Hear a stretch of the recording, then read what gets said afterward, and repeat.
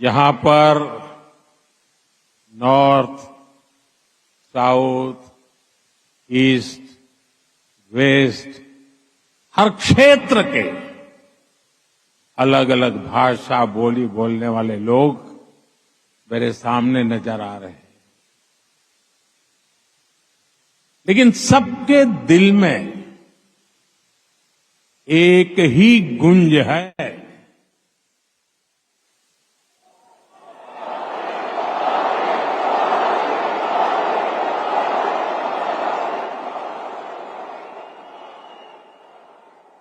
सबके दिल में एक ही गुंज है, भारत माता की, भारत माता की। यहां हर कल्चर की फेस्टिविटी है। अभी आप क्रिसमस और न्यू ईयर की तैयारी कर रहे हैं, फिर पोंगल आने वाला है, मकर संक्रांति हो, लोहड़ी हो, बिहू हो, ऐसे अनेक त्योहार बहुत दूर नहीं है। मैं आप सभी को क्रिसमस की, न्यू ईयर की और देश के कोने कोने में मनाए जाने वाले सभी त्योहारों की बहुत बहुत शुभकामनाएं देता हूं।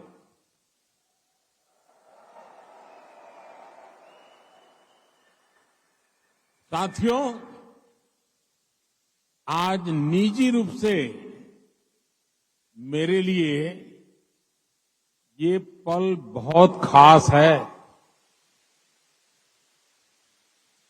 43 इयर्स, 4 दशक से भी ज्यादा समय, 43 इयर्स के बाद भारत का कोई प्रधानमंत्री कुवैत आया है।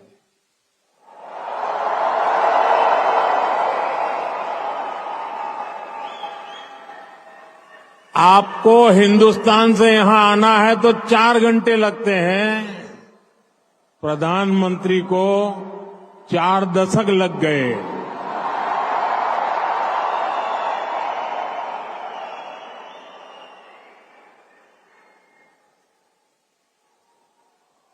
आप में से इतने ही साथी तो पीढ़ियों से कुवैत में ही रह रहे हैं। बहुतों का तो जन्म ही यहीं हुआ है और हर साल सैकड़ों भारतीय आपके समूह में जुड़ते जाते हैं। आपने कुवैत के समाज में भारतीयता का तड़का लगाया है। आपने कुवैत के कैनवास पर भारतीय हुनर का रंग भरा है। आपने कुवैत में भारत के टैलेंट, टेक्नोलॉजी और ट्रेडिशन का मसाला मिक्स किया है। और इसलिए मैं आज यहां सिर्फ आपसे मिलने ही नहीं आया हूं, आप सभी की उपलब्धियों को सेलिब्रेट करने के लिए आया हूं।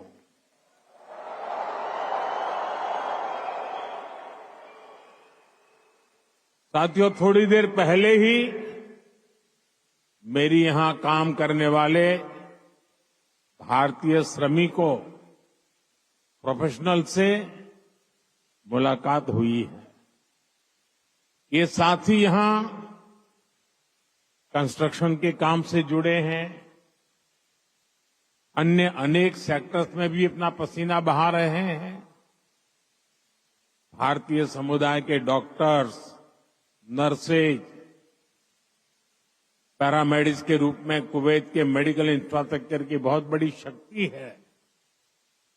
आप में से जो टीचर्स हैं वे कुवैत की अगली पीढ़ी को मजबूत बनाने में सहयोग कर रहे हैं। आप में से जो इंजीनियर्स हैं, आर्किटेक्ट हैं, वे कुवैत के नेक्स्ट जनरेशन इंफ्रास्ट्रक्चर का निर्माण कर रहे हैं। और साथियों, जब भी मैं कुवैत की लीडरशिप से बात करता हूं तो वो आप सभी की बहुत प्रशंसा करते हैं।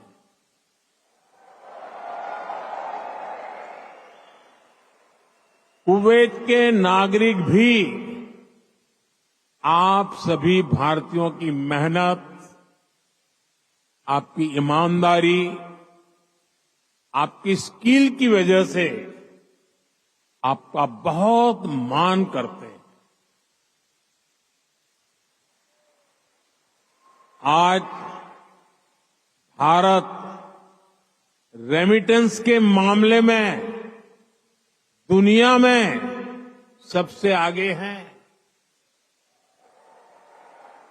तो इसका बहुत बड़ा श्रेय भी आप सभी मेहनत कर साथियों को जाता है। देशवासी भी आपके इस योगदान का सम्मान करते हैं। साथियों, भारत और कुवैत का रिश्ता सभ्यताओं का है, सागर का है, स्नेह का है, व्यापार कारोबार का है। भारत और कुवैत अरब सागर के दो किनारों पर बसे हैं। हमें सिर्फ डिप्लोमेसी ने ही नहीं बल्कि दिलों ने आपस में जोड़ा है। हमारा वर्तमान ही नहीं बल्कि हमारा अतीत भी हमें जोड़ता है। एक समय था जब कुवैत से मोती, खजूर और शानदार नस्ल के घोड़े भारत जाते थे और भारत से भी बहुत सारा सामान यहां आता रहा है। भारत के चावल, भारत की चाय, भारत के मसाले, कपड़े, लकड़ी यहां आती थी। भारत की टीकवुड से बनी नौकाओं में सवार होकर कुवैत के नाविक लंबी यात्राएं करते थे। कुवैत के मोती भारत के लिए किसी हीरे से कम नहीं रहे हैं। आज भारत की ज्वेलरी की पूरी दुनिया में धूम है, तो उसमें कुवैत के मोतियों का भी योगदान है। गुजरात में तो हम बड़े बुजुर्गों से सुनते आए हैं कि पिछली शताब्दियों में कुवैत से कैसे लोगों का, व्यापारी कारोबारियों का आना जाना रहता था। खासतौर पर 19वीं सेंचुरी में ही कुवैत से व्यापारी सूरत आने लगे थे। तब सूरत कुवैत के मोतियों के लिए इंटरनेशनल मार्केट हुआ करता था। सूरत हो, पोरबंदर हो, वेरावल हो, गुजरात के बंदरगाह इन पुराने संबंधों के साक्षी है। कुवैती व्यापारियों ने गुजराती भाषा में अनेक किताबें भी पब्लिश की है। गुजरात के बाद कुवैत के व्यापारियों ने मुंबई और दूसरे बाजारों में भी उन्होंने अलग पहचान बनाई थी। यहां के प्रसिद्ध व्यापारी अब्दुल लतीफ अल अब्दुल रज्जाक की किताब how to calculate pearl weight Mumbai में छपी थी। कुवैत के बहुत सारे व्यापारियों ने एक्सपोर्ट और इंपोर्ट के लिए मुंबई, कोलकाता, पोरबंदर, वेरावल और गोवा में अपने ऑफिस खोले हैं।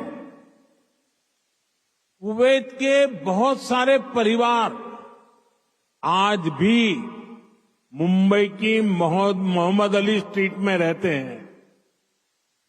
बहुत सारे लोगों को ये जानकर हैरानी होगी, 60-65 साल पहले कुवैत में भारतीय रुपये वैसे ही चलते थे जैसे भारत में चलते हैं। यानी यहां किसी दुकान से कुछ खरीदने पर भारतीय रुपये ही स्वीकार किए जाते थे। तब भारतीय करेंसी की जो शब्दावली थी, जैसे रुपया, पैसा, आना, ये भी कुवैत के लोगों के लिए बहुत ही सामान्य था। साथियों, भारत दुनिया के उन पहले देशों में से एक है जिसने कुवैत की स्वतंत्रता के बाद उसे मान्यता दी थी।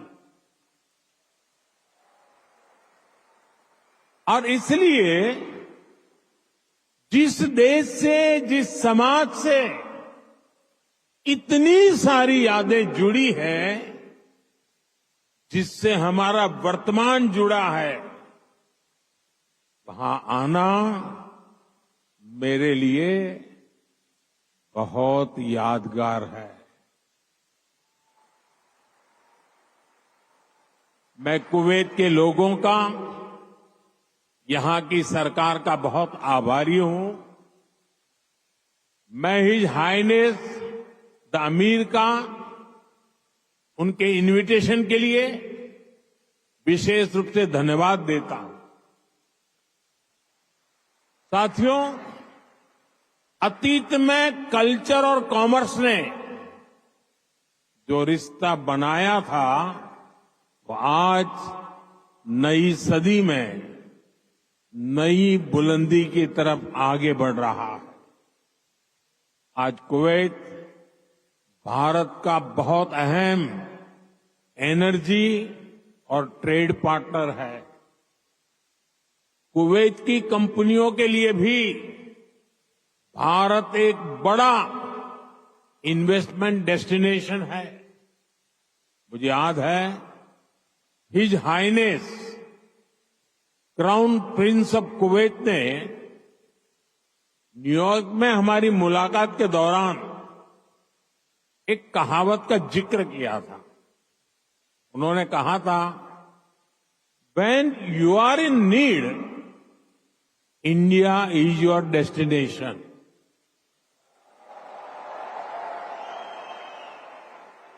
भारत और कुवैत के नागरिकों ने दुख के समय में, संकट काल में भी एक दूसरे की हमेशा मदद की है।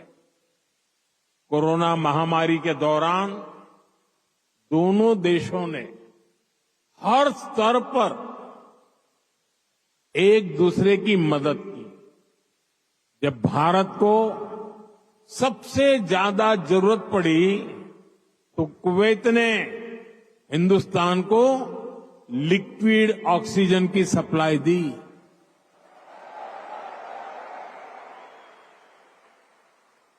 His highness the crown prince ने खुद आगे आकर सबको तेजी से काम करने के लिए प्रेरित किया। मुझे संतोष है कि भारत ने भी कुवैत को वैक्सीन और मेडिकल टीम भेजकर इस संकट से लड़ने का साहस दिया। भारत ने अपने पोर्ट्स खुले रखे ताकि कुवैत और इसके आसपास के क्षेत्रों में खाने पीने की चीजों का कोई अभाव ना हो। अभी इसी साल जून में यहां कुवैत में कितना हृदय विदारक हादसा हुआ। मंगब में जो अग्निकांड हुआ उसमें अनेक भारतीय लोगों ने अपना जीवन खोया। मुझे जब ये खबर मिली तो बहुत चिंता हुई थी, लेकिन उस समय कुवैत सरकार ने जिस तरह का सहयोग किया वो एक भाई ही कर सकता है। मैं कुवैत के इस जज्बे को सलाम करूंगा। साथियों, हर सुख दुख में साथ रहने की ये परंपरा हमारे आपसी रिश्ते, आपसी भरोसे की बुनियाद है। आने वाले दशकों में हम अपनी समृद्धि के भी बड़े पार्टनर बनेंगे। हमारे लक्ष्य भी बहुत अलग नहीं है। कुवैत के लोग न्यू कुवैत के निर्माण में जुटे हैं। भारत के लोग भी साल 2047 तक देश को एक डेवलप्ड नेशन बनाने में जुटे हैं। कुवैत ट्रेड और इनोवेशन के जरिए एक डायनेमिक इकोनॉमी बनना चाहता है। भारत भी आज इनोवेशन पर बल दे रहा है, अपनी इकोनॉमी को लगातार मजबूत कर रहा है। ये दोनों लक्ष्य एक दूसरे को सपोर्ट करने वाले हैं। न्यू कुवैत के निर्माण के लिए जो इनोवेशन, जो स्किल, जो टेक्नोलॉजी, जो मैन पावर चाहिए वो भारत के पास है। भारत के स्टार्टअप्स, फिनटेक से हेल्थ केयर तक, स्मार्ट सिटी से ग्रीन टेक्नोलॉजी तक, कुवैत की हर जरूरत के लिए कटिंग एज सॉल्यूशंस बना सकते हैं। भारत का स्किल यूथ कुवैत की फ्यूचर जर्नी को भी नई स्ट्रेंथ दे सकता है। साथियों, भारत में दुनिया की स्किल कैपिटल बनने का भी सामर्थ्य है। आने वाले कई दशकों तक भारत दुनिया का सबसे युवा देश रहने वाला है। ऐसे में भारत दुनिया की स्किल डिमांड को पूरा करने का सामर्थ्य रखता है और इसके लिए भारत दुनिया की जरूरतों को देखते हुए अपने युवाओं का स्किल डेवलपमेंट कर रहा है, स्किल अपग्रेडेशन कर रहा है। भारत ने हाल के वर्षों में करीब 2 दर्जन देशों के साथ माइग्रेशन और रोजगार से जुड़े समझौते किए। इनमें गल्फ कंट्रीज के अलावा Japan, Australia, France, Germany, Mauritius, UK और इटली जैसे देश शामिल हैं। दुनिया के देश भी भारत की स्किल्ड मैन पावर के लिए दरवाजे खोल रहे हैं। साथियों, विदेशों में जो भारतीय काम कर रहे हैं उनके वेलफेयर और सुविधाओं के लिए भी अनेक देशों से समझौते किए जा रहे हैं। आप ई माइग्रेट पोर्टल से परिचित होंगे। इसके जरिए विदेशी कंपनियां और रजिस्टर्ड एजेंटों की एक ही प्लेटफॉर्म पर लाया गया है। इससे मैन पावर की कहां जरूरत है, किस तरह की मैन पावर चाहिए, किस कंपनी को चाहिए, ये सब आसानी से पता चल जाता है। इस पोर्टल की मदद से बीते 4-5 सालों में ही लाखों साथी यहां खाड़ी देशों में भी आए हैं। ऐसे हर प्रयास के पीछे एक ही लक्ष्य है, भारत के टैलेंट से दुनिया की तरक्की हो और जो बाहर कामकाज के लिए गए हैं उनको हमेशा सहूलियत रहे। कुवैत में भी आप सभी को भारत के इन प्रयासों से बहुत फायदा होने वाला है। साथियों, हम दुनिया में कहीं भी रहे उस देश का सम्मान करते हैं और भारत को नई ऊंचाई छूता देख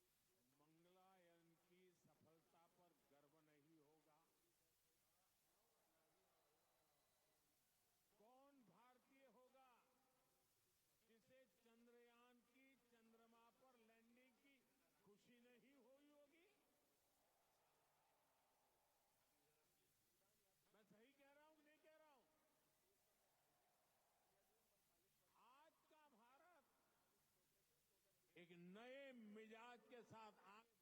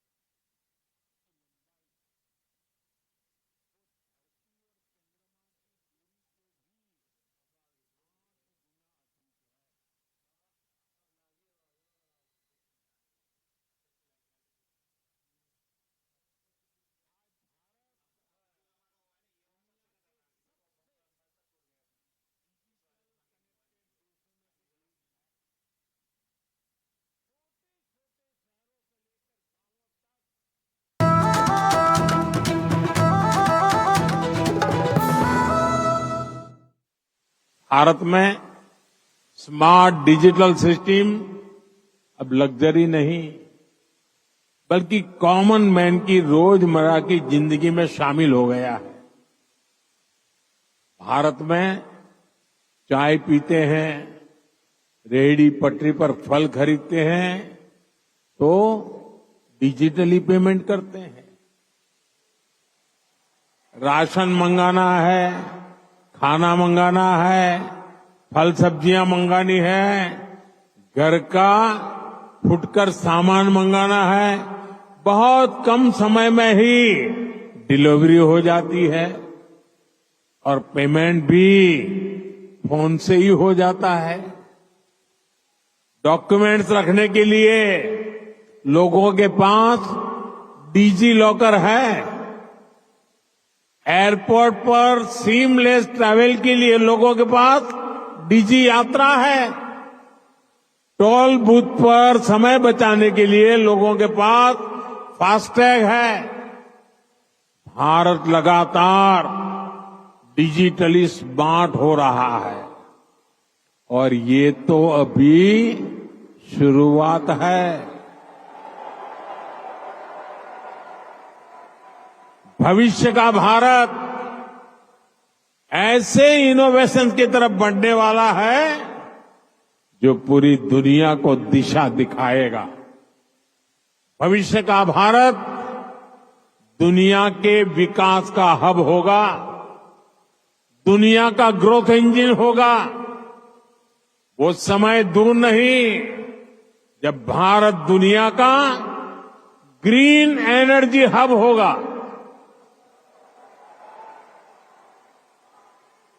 फार्मा हब होगा, इलेक्ट्रॉनिक्स हब होगा, ऑटोमोबाइल हब होगा, सेमीकंडक्टर हब होगा, लीगल इंश्योरेंस हब होगा, कॉन्ट्रैक्टिंग कॉमर्शियल हब होगा। आप देखेंगे जब दुनिया के बड़े बड़े इकोनॉमिक सेंटर्स भारत में होंगे।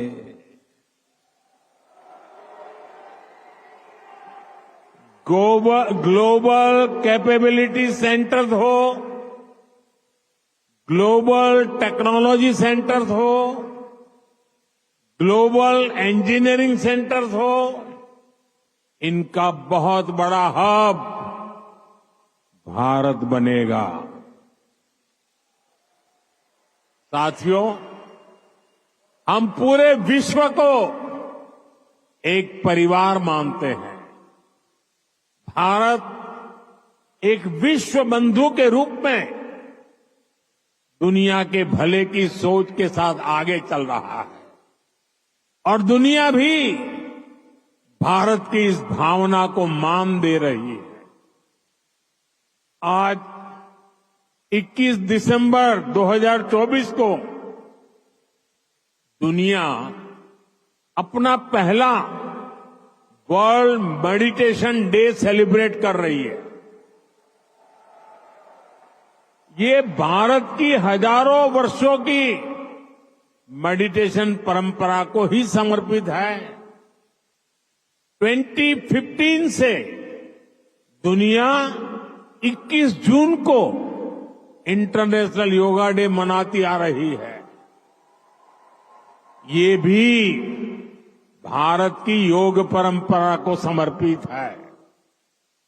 साल 2023 को दुनिया ने इंटरनेशनल मिलेट ईयर के रूप में मनाया। ये भी भारत के प्रयासों और प्रस्ताव से ही संभव हो सका। आज भारत का योग दुनिया के हर रीजन को जोड़ रहा है। आज भारत की ट्रेडिशनल मेडिसिन, हमारा आयुर्वेद, हमारे आयुष प्रोडक्ट ग्लोबल वेलनेस को समृद्ध कर रहे हैं। आज हमारे सुपर फूड मिलेट्स, हमारे श्री अन्न न्यूट्रिशन और हेल्दी लाइफस्टाइल का बड़ा आधार बन रहे हैं। आज नालंदा से लेकर आईआईटीज तक का हमारा knowledge system global knowledge ecosystem को स्ट्रेंथ दे रहा है। आज भारत ग्लोबल कनेक्टिविटी की भी एक अहम कड़ी बन रहा है। पिछले साल भारत में हुए G20 सम्मेलन के दौरान Bharat middle east Europe corridor की घोषणा हुई थी। ये कॉरिडोर भविष्य की दुनिया को नई दिशा देने वाला है। साथियों, विकसित भारत की यात्रा आप सभी के सहयोग, भारतीय डायस्पोरा की भागीदारी के बिना अधूरी है। मैं आप सभी को विकसित भारत के संकल्प से जुड़ने के लिए आमंत्रित करता हूं। नए साल का पहला महीना 2025 का जनवरी इस बार अनेक राष्ट्रीय उत्सवों का महीना होने वाला है। इसी साल 8 से 10 जनवरी तक भुवनेश्वर में प्रवासी भारतीय दिवस का आयोजन होगा। दुनिया भर से लोग आएंगे। मैं आप सबको इस कार्यक्रम के लिए आमंत्रित करता हूं। इस यात्रा में आप पुरी में महाप्रभु जगन्नाथ जी का आशीर्वाद ले सकते हैं। इसके बाद प्रयागराज में आप महाकुंभ में शामिल होने के लिए प्रयागराज पधारिए। ये 13 जनवरी से 26 फरवरी तक चलने वाला है, करीब 1.5 महीना। 26 जनवरी को आप गणतंत्र दिवस देखकर ही वापस लौटिए। और हां, आप अपने कुवैती दोस्तों को भी भारत लाइए, उनको भारत घुमाइए। यहां पर कभी एक समय था, यहां पर कभी श्री दिलीप कुमार साहब ने पहले भारतीय रेस्तोरां का उद्घाटन किया था। भारत का असली जायका तो वहां जाकर ही पता चलेगा। इसलिए अपने कुवैती दोस्तों को इसके लिए जरूर तैयार करना है। साथियों, मैं जानता हूं कि आप सभी आज से शुरू हो रहे अरेबियन गल्फ कप के लिए भी बहुत उत्सुक है। आप कुवैत की टीम को चीयर करने के लिए तत्पर है। मैं हिज हाइनेस द अमीर का आभारी हूं। उन्होंने मुझे उद्घाटन समारोह में गेस्ट ऑफ ऑनर के रूप में इनवाइट किया है। ये दिखाता है कि रॉयल फैमिली, कुवैत की सरकार आप सभी का, भारत का कितना सम्मान करती है। भारत कुवैत रिश्तों को आप सभी ऐसे ही सशक्त करते रहे, इसी कामना के साथ फिर से आप सभी का बहुत बहुत धन्यवाद। भारत माता की, भारत माता की, भारत माता की बहुत बहुत धन्यवाद।